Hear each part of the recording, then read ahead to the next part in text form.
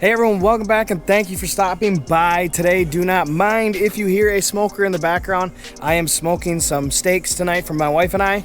And yeah, that's pretty much it. But anyways, today we're going to be talking about our Duramax that we just recently bought here. I wanted to do a little more information on it, exactly what we got going on for it and what maybe the plans are. I'm still got plans in the works. But I want to talk about it and talk about a few things that you should do when you first buy a Duramax. Now, when you go ahead and you're looking at your Duramax, you're looking at what you want to do, you're looking at what you want to have for interiors and stuff like that. I'm not terribly that picky, but I can tell you right now from my first-hand experience of owning now a truck that has kind of an upgraded interior. It's kind of almost an LT3 package. You could say, I think LT2. It just doesn't have the sunroof. That's pretty much it. But anyways, what I would say in my regards, as I love these Bose speakers that are in these factory trucks, the black LBZ has terrible speakers in it, and I have aftermarket kickers, which suck. Don't get kickers. I hate them. Go with Rockford Fosgates. But anyways, when you're looking at a truck, when it comes to the interior, pretty much all of these are the same. Basically, what it comes down to is, do you want cloth or do you not want cloth? Do you want heated seats or do you not want heated seats? And I can tell you right now, this truck has heated seats and they don't work, which is something we'll take care of in the future, not necessarily right now. We are going to eventually one day be redoing the seats in this truck, and that is when we'll go ahead and take care of what's going on with the heated seats. This isn't going to be driven in the winter, you guys, so don't plan on seeing this truck a lot when it comes to the winter months of the channel, because I don't want to get it rusty. It's a rust-free truck, kind of. The body's rust-free, and that's really what matters to me. So basically, when it comes to down to interior, cloth, leather, center console, or a bench, you know, it's pretty much, it is what it is. All these are pretty much the same. And if you've seen my video where I swapped the leather seats in this truck, which I'll link that below for you guys, went from a bench seat to a center console, all these trucks are interior the same, and pretty much everything just swaps. Now when it comes to what's under the hood, now we gotta go ahead and get into some crazy stuff. I do think it's crazy that Duramax is the only out of the big three, the Power Stroke Cummins Duramax, that is still rocking the 6.6 liter. That blows my mind. All the other ones throughout the years have actually changed it. This one is not. But anyways, when you're looking for trucks, the one thing you want to do before you do anything is check for blow-by. Now this is just kind of just a simple check that pretty much every diesel owner does. It's really basic. You're gonna start the truck. The truck is running. Now we're gonna go ahead and we're gonna take the oil cap off.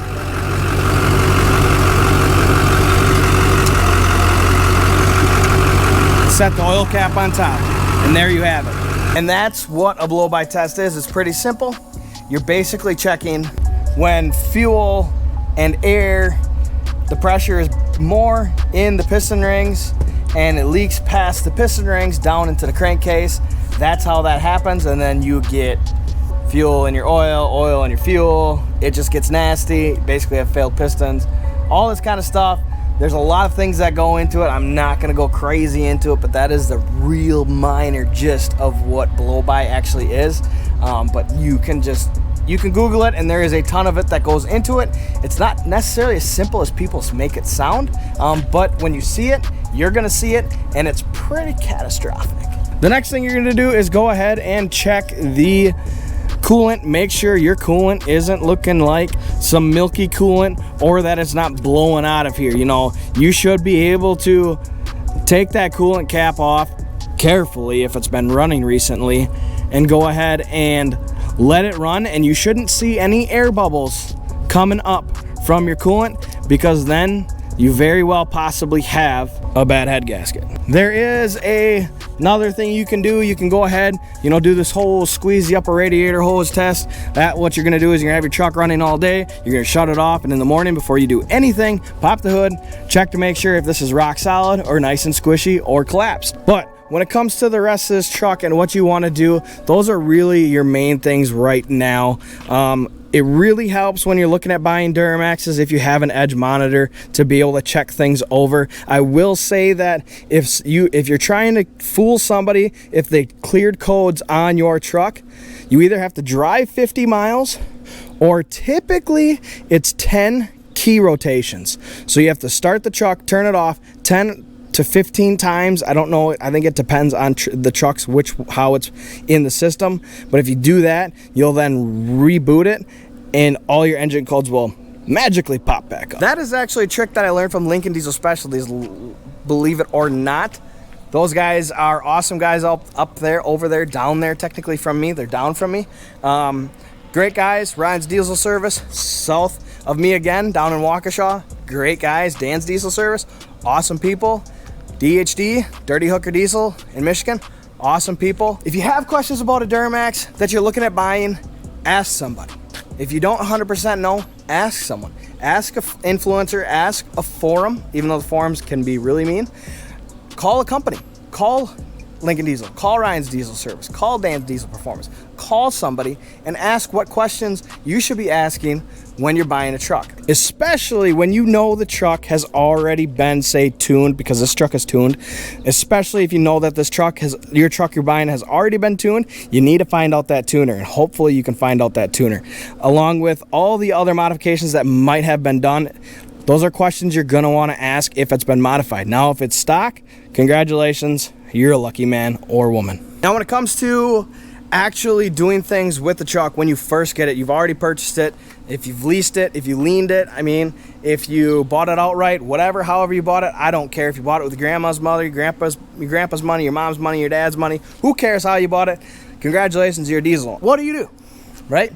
Well, you're gonna go ahead first and foremost, you're gonna change all the fluids. You're gonna change the oil. You're gonna change the diff, the front and the rear. You're gonna change the transmission fluid. You're gonna check the coolant. You don't really have to change the coolant unless it's like water and you live in the north.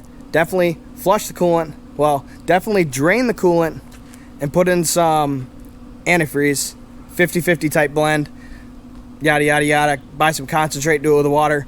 I made a video on that. Go ahead and check that out. I'll link it below as well. You're gonna wanna do that. You're gonna want to go through all your fluids, change all your filters, because you don't know the last person that did it, and you don't know if they actually told you, oh yeah, the fluids got changed 3,000 miles ago.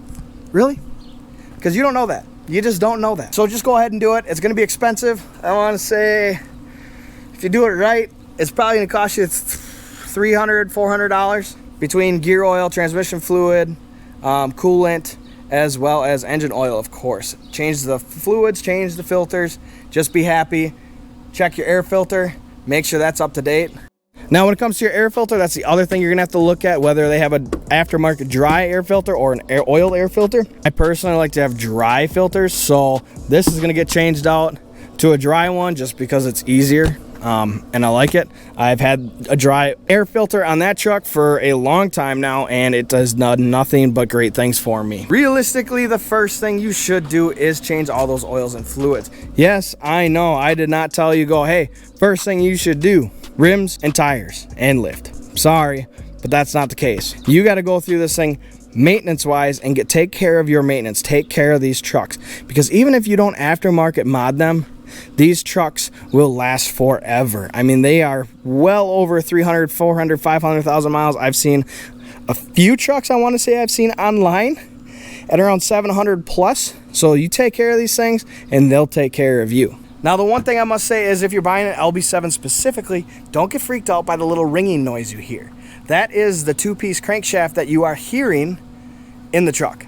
Now, I do want to go over a list of things to do when you first get a truck like this. If you plan on aftermarket modding it, as far as, say, turbo, transmission, lift, pump, shocks, wheels, tires, all that kind of stuff, I do kind of want to go over that, and we're going to go over that during this build. When I add something to the truck, I'm going to talk about exactly why I'm adding that specific part and why you should or shouldn't add it, specifically if you are going big or going small or going mild. I'm gonna talk about that kind of stuff. Here's our stakes. They've only been on there for a little bit. So I know, I'm sorry. This video is pretty boring, but I wanted to get it out there because it's been kind of on my mind for a while. It's really important, you guys, to, if you're looking to buy a truck, to know kind of minor things. Say if you're new to diesels, it's very important to at least have a little bit of knowledge as to what you're buying, and also what you should do as soon as you get the truck. It's very important to do your maintenance. It's very important to change your filters, to change your fluids. It's important to check your shocks, check your brakes.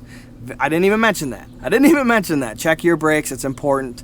That'll be a different video on this kind of stuff when we go into brakes and everything like that. But I just wanted to put it out there because it's been on my mind. I bought this truck, but I really haven't talked about it too much and talked about why I got this truck.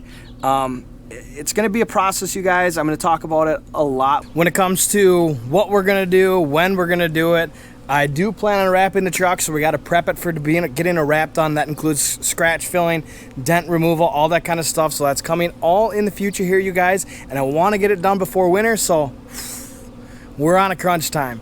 But like I said, every time we do something on this truck, I'm going to explain it exactly why and why you shouldn't do it. If not, you should do it. So I hope you guys enjoyed this video. It is just kind of a talking video. I'm glad to be back on the microphone with the Media Mod. Hopefully in the future, we've got a new camera coming to the channel, so fingers crossed. But anyways, I've got some big plans coming here in the future. Stay tuned for it, and we'll see you guys on Thursday.